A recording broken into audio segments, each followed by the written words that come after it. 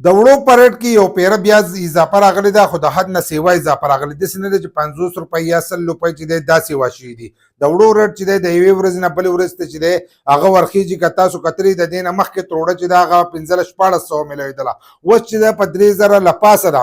ځینې کسانو به نه یې راغستی، به ته نه خبر. تاسو راته ووایئ چې تاسو په علاقه کې د وړو ریټ څه دی، نو د هغې نه له پاسه ده. خو یو تن چې دی غږ نه کوي. د سره وجې نه غږ نه کوي چې هر سړي ته خپله عهده میلاو شوي ده. کوم چې زموږ حکمرانان دي هغو ته خپلې عهدې میلاو شي، که پی ټی آی والا دی، که مسلم لیگ والا دی، که نیشنل دی، که جماعت اسلامي او هغه که مولانا دی، که هر پارټۍ والا دی، خو هر سړي ته چې دی خپل دغه چې دی عهدو ته میلاو شوي ده. د هغې د وجې نه چې دی غږ نه کوي. که تېر شوی حکومت تاسو وګورئ کوم چې د پی ټي آی نو په هغې کې زیاتر کسان چې دي د هغو نه عهدې اخیستی شوي. په هغې کې مولانا هم شامل و، نیشنل هم شامل و، دغه شانتې جماعت اسلامي ول ډېر څه پارټیانې وې چې هغه په دې کې د عهدې ورته نه وې میلاو شوي. د دې د وجې نه هغو احتجاجونه چې دي دا شروع کړو د مهنګایي.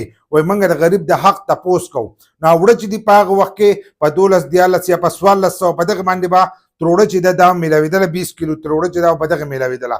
اوس د یو تن سره د غریب فکر نشته، لکه د غریب عوام چې دی د یو کس سره فکر نشته. د سره وجې نه ځکه چې هغو ته خپلې عهدې میلاو شي دي، چې یو سړي ته خپله عهده میلاو شي او خپل دغه ورته وي سهولت ورته وي، نو هغه د غریب عوام باندې چې دی هغه څه نه کوي. نو مولانا چې دی هغه اوس هم نه راوځي، دغه شان د جماعت اسلامي والا چې دی هغه هم نه راوځي، او مسلم لیګ وزیر اعظم چې کوم یو دی د هغه خبرې به تاسو هم اورېدلي. هغه وایي د وړو دپاره به زه خپلې کپړې چې دی دا به خرڅوم، خو وړه چې دي دا به زه ارزانوم. ځینې کسان وایي صوبه چې دا هغه دې تپوس وکړي. دا د صوبې کار نه دی، دا د هغه ځای نه چې دی نه راپرېږدي. دا وزیر اعظم چې دی دا یوازې د پنجاب نه دی، دا د دې ټول ملک دی.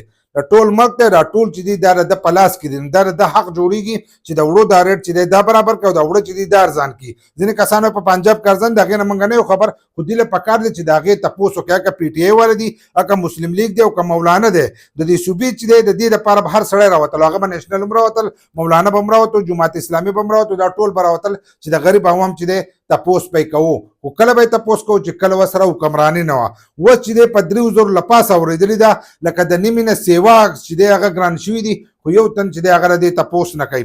نو موږ له پکار دی چې موږ هم په سوشل میډیا باندې اوچت کړو. کم حکمرانان چې دا ګوري هغو له هم پکار دی چې د وړو د دې ریټ چې دی تپوس وکړي. دغه شان د دې نورو شیزونو هم تپوس، دا یوازې وړه نه دي، د هر شي تپوس کول پکار دي چې هر شی چې دی د یوې ورځې نه بلې ورځې ته چې دی هغه ګرانېږي، او حکمرانان چې دی هغه دغه شانتې غلي ناست دي.